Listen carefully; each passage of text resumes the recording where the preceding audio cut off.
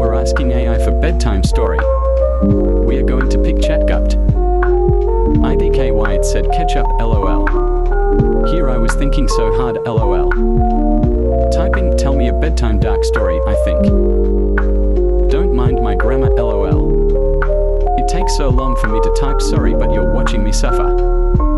Song change ahead warning. Watch me suffer.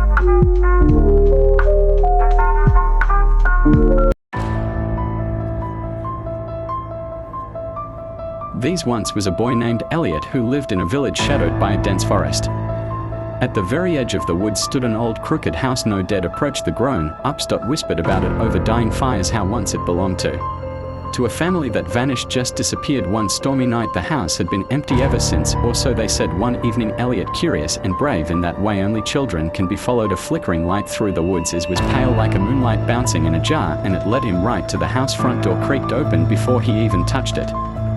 Inside the air was cold and thick like a breathing through wet cloth. Dust swirled in the beam of his flashlight. The house was silent until it wasn't. A whisper floated from the upstairs hall. It said his name, Elliot. He froze, the light in his hand sputtered.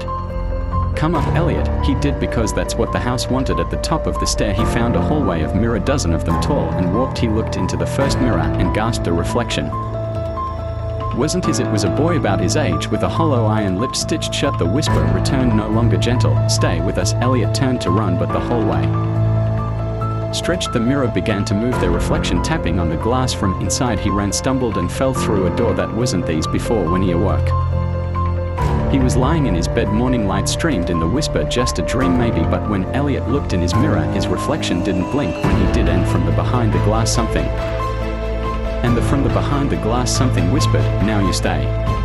LM never asking AI bedtime story.